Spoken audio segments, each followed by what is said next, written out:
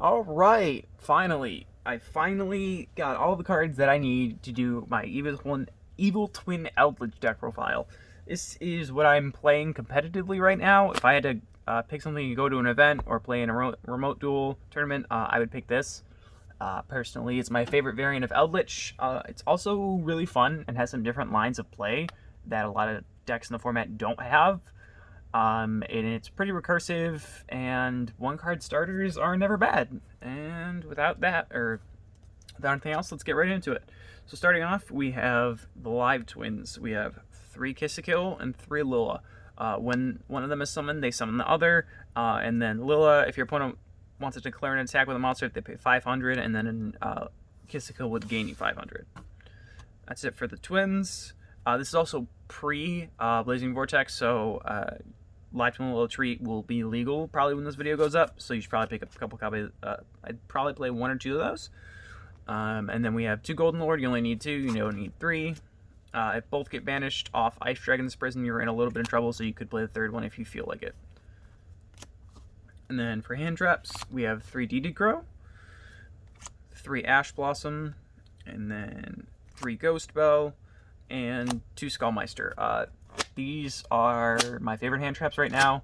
I really like what DD Crow does. It can stop a lot of plays, stunt some stuff. It's pretty good.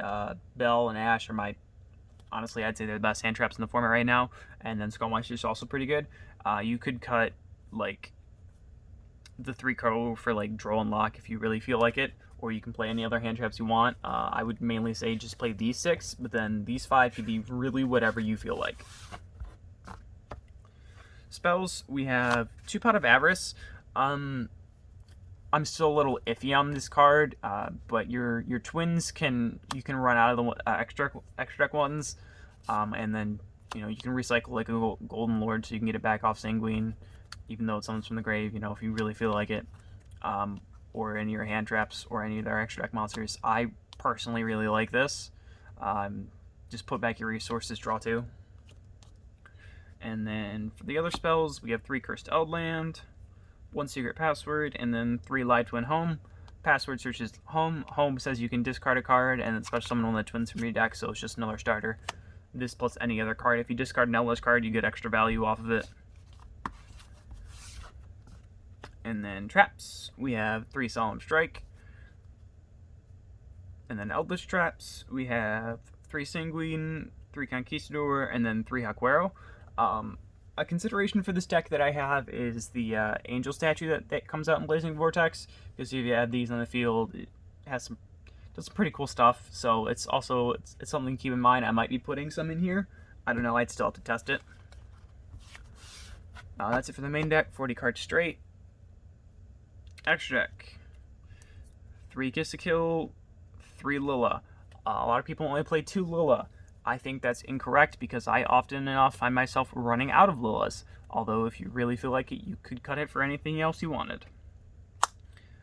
Wrestling monsters, 1 Abomination, because you can make it with the twins and it's pretty good.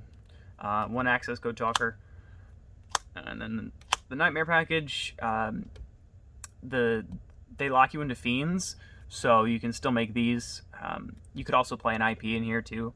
Which is also pretty good, because if you have both of these plus IP on your turn 1 board, you get free extra value off these, and you get a Link 4. Or 3 if you feel like it. But I really like Unicorn. Cerberus is iffy. I just like having it, and then Phoenix is still pretty good. Last Link monster is Link Spider. This is for Nibiru tokens, or just, actually it's really just for Nibiru tokens, or if they give you a Gearsu token and can't get rid of it for some reason. And the rest of the extra deck is just the Zeus package. We have the 1 Sky Cav because you can summon a twin, summon the other twin, go right into this, and then go straight into Zeus. Then 1 Pleiades for the traps, and then 1 Zeus. That's it for the extra deck. If you can't afford Zeus, you can replace Sky Cav and Zeus with any other cards you want, really. However, I'd say that these are pretty necessary for the deck right now. Any deck you can play and reliably make a Zeus in, you should be playing Zeus. As unfortunate as it is, I'm fortunate enough to have one, but some of you may not be. So if you want budget options on what I would personally play if I didn't have the Zeus, I'd be more than happy to provide that for you.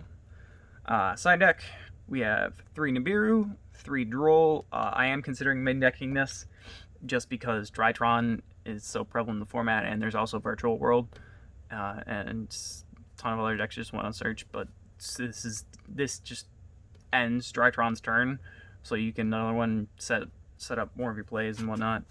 And then only 2 Lancia. Again, Dino, Virtual World, even Eldlich, I still think it's worth side decking. Spawn Trap removal, it's pretty standard. Feather Duster, Cyclone, and then 3 evenly matched for when you're going second against anything really. If you do this against Virtual World and they set up like double VFD Shuche, you know, they only have 1 VFD left, so that's pretty good, and it banishes it face down. Even though Neon can get some of that stuff back, and then also against other spell trap decks, can be pretty devastating. I don't think I really need to explain evenly matched. But that's it for this profile. Honestly, this is my favorite deck in the format right now. So if you can afford it or you have all the pieces already, I would definitely say go ahead and pick it up and play it. Just because 1-card starters are amazing, and if you're Kiss, Kill, and Lula give you free draws, as well as free pops and link material on board. You go into whatever you want, and then you obviously have the Eldlich stuff to slow the game down, and you have a ton of freedom to play a million freaking hand traps in this deck. So it's definitely very versatile, and you can build it out for whatever your format's looking like wherever you are. Yeah, that's all I really had to say about this one. It's just your standard Eldlich pile, honestly. Nothing too special about it. But yeah, if I was going to play an Eldlich deck, I'd probably be this one or Invoke Dogmatica, but I'm not paying for Nadir Servants, so probably won't see a Dogmatica list on this channel ever, or very soon, unless I win the lottery. But, it is how it is. And yeah, that's about it.